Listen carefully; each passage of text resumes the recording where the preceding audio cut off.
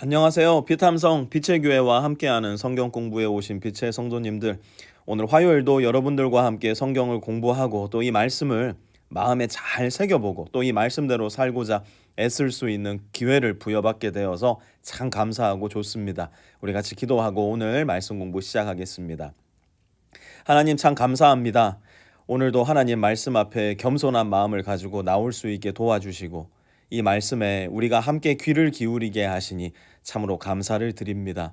오늘 말씀이 우리의 마음 가운데 잘 들려오게 하여 주시고 오늘 말씀에 성령님의 권능을 더해 주셔서 우리의 손과 발을 움직여 오늘 말씀에 우리를 내어드리는, 그래서 말씀대로 빚어져가는 우리 모든 빛의 성도들의 삶이 되게 하여 주십시오. 예수님의 이름으로 기도합니다. 아멘. 오늘은 사무엘하 9장 2절에서 4절까지 말씀 함께 공부하게 될 텐데요. 여러분, 어제 한 절 말씀만 공부했기 때문에 어제 말씀 잘 기억하고 계시리라 생각을 합니다. 다윗은 그의 원수 사울의 집안에 남아있는 사람이 어디 없느냐 대신들에게 물어 사울의 자손을 찾습니다.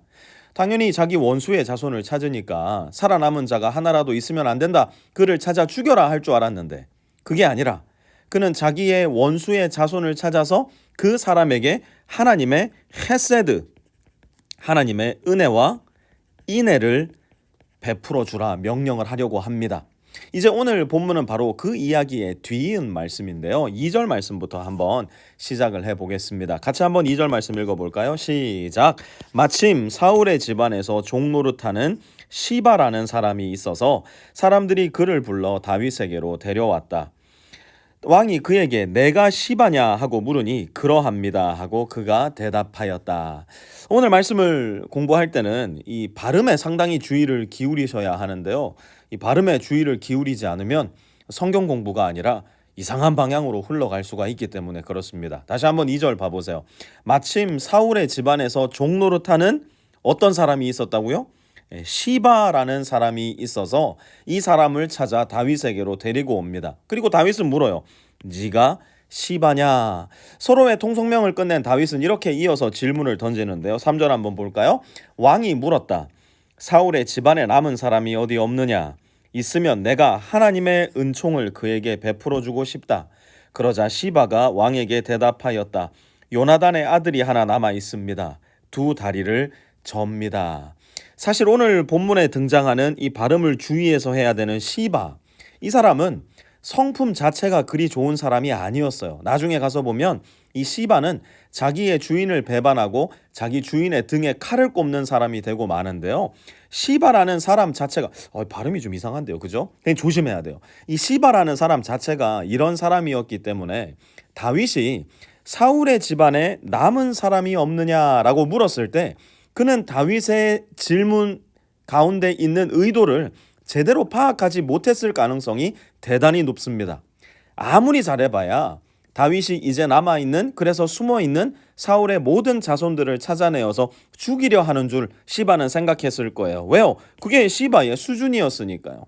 그것이 시바의 기준에서는 자기 원수를 찾아내어야만 하는 이유였기 때문입니다. 그런데 놀랍게도 다윗의 그 다음 말은 그런 시바의 고정관념을 산산이 부수어버립니다. 다윗이 무엇이라고 말합니까?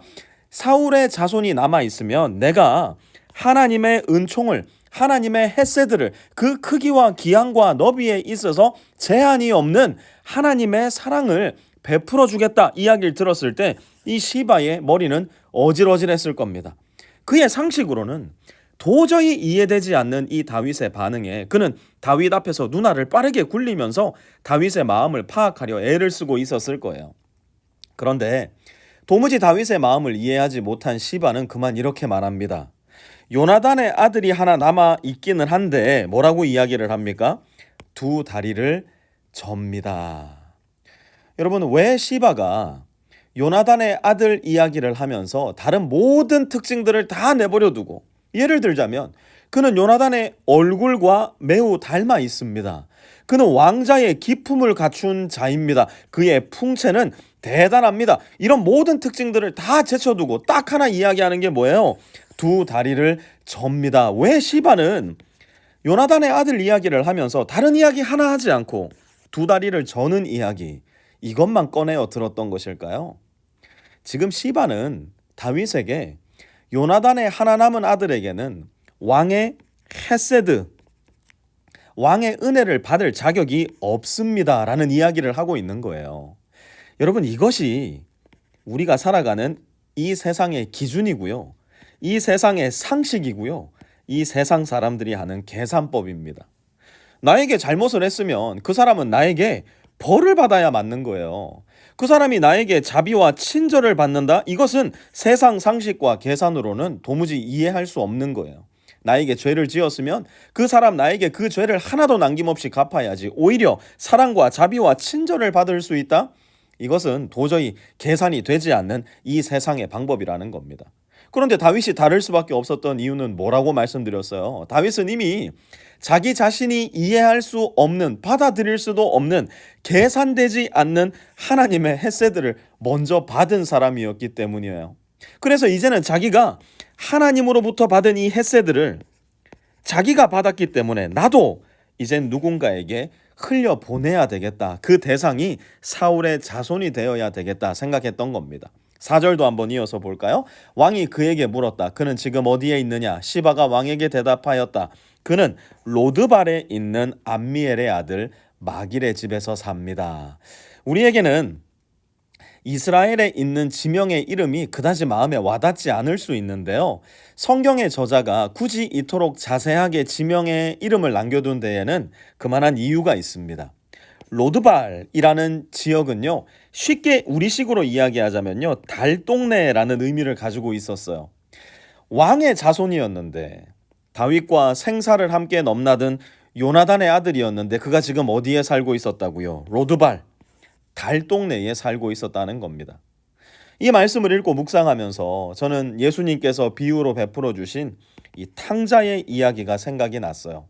물론 요나단의 아들이 탕자였다는 이야기는 아니에요. 그는 단순히 그의 할아버지가 저지른 악행으로 인해서 어쩌면 그 자신도 피해자가 되었을지도 모릅니다. 하지만 다윗의 입장에서 보았을 때는 그런 그에게 은혜와 사랑을 베풀어 주어야 할 의무가 조금도 없었어요. 그럼에도 불구하고 다윗은 마치 돌아온 탕자를 얼싸안고 씻기고 가장 좋은 옷과 신을 신기고 가락지를 끼워 주었던 아버지와 마찬가지로 그 누구도 예상하지 못했던 하나님의 헤세드를 도저히 측량 불가능한 사랑과 자비와 은혜와 친절을 가지고 지금 자신의 원수 사울의 자손에게 베풀기로 마음을 먹었던 겁니다. 다리를 절고 있었기 때문에 도저히 왕궁에 들어올 수 없는 신체 조건이었음에도 불구하고 이스라엘에서 가장 가난한 달 동네 중에 달 동네 로드발에 살고 있는 사람이었음에도 불구하고 다윗은 그런 조건들, 그러한 신체 결함들을 조금도 거리껴하지 않고 그를 내게로 데려오라 이야기합니다. 왜 그런지 아세요?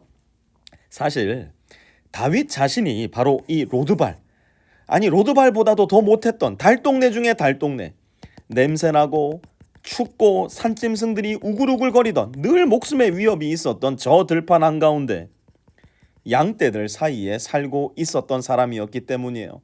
거기로부터 하나님의 헤세드를 경험한 사람들이었기 때문이에요. 다윗 자신이 두 발을 절고 있는 불구자보다도 못한 어머니, 아버지, 모든 형들로부터 철저히 버림받고 소외되었던 사람, 가족이 삥 둘러앉아 식사를 하는 그 자리에서까지도 소외되었던 사람이었기 때문에 바로 그때 하나님의 은혜와 사랑을 입었기에 그는 이제 이 헤세드를 사울의 자손에게 베풀려 마음먹었던 겁니다. 여러분, 우리도 마찬가지 아닌가요? 우리가 하나님의 사랑을 받을 때는 언제입니까? 하나님께서 우리에게 자비와 친절과 은혜와 사랑을 베풀어 주신 때는 언제였나요? 우리가 과연 은혜를 받을 만한 존재였기 때문에 하나님이 우리에게 그 풍성한 헤세드를 베풀어 주셨나요? 만약 이 질문에 예, 저는 그런 자격이 있었습니다 대답한다면 우리는 사실 하나님의 사랑과 은혜를, 하나님의 헤세드를 제대로 이해하지 못한 사람임에 틀림이 없어요. 성경은 무엇이라고 말합니까? 우리가 아직 죄인 되었을 때에, 우리가 아직 하나님과 원수지간일 때에 하나님은 예수님을 통해 우리에게 다가오셨고 죄인된 우리를 위해서, 원수된 우리를 위해서 우리의 자리, 곧 죽음의 자리에서 우리를 대신하여 죽어주신 겁니다. 만약 우리가 이 은혜와 사랑과 헤세드를 더 자주, 더 깊이, 더 많이 묵상하고 생각하지 않는다면 우리는 날마다 바싹바싹 말라가는 종교 생활을 할 수밖에 없을 거예요. 그러나 우리가 이 하나님의 사랑과 은혜, 자비와 친절, 이 하나님의 헤세드에 날마다 등을 기대어 그 깊고도 넓고도 풍요로운 하나님을 생각하고 기억하고 사랑한다면 우리 역시 다윗과 같이 촉촉하고 기름지고 풍요로운 나눔과 흘림, 사랑과 은혜를 베푸는 사람으로, 그래서 이 빈칸에 내 이웃의 이름이 들어가고 이 다윗의 이름에 나의 이름이 들어가는 사람으로 변해갈 수 있을 겁니다. 오늘 하루도 그러한 사람으로 살아갈 수 있는 우리 모든 빛의 성도님들 되시기를 주님의 이름으로 축원합니다. 항상 우리에게 먼저 다가오시고 항상 우리에게 먼저 사랑을 베푸시는 하나님 아버지께 감사와 찬양을 올려드립니다.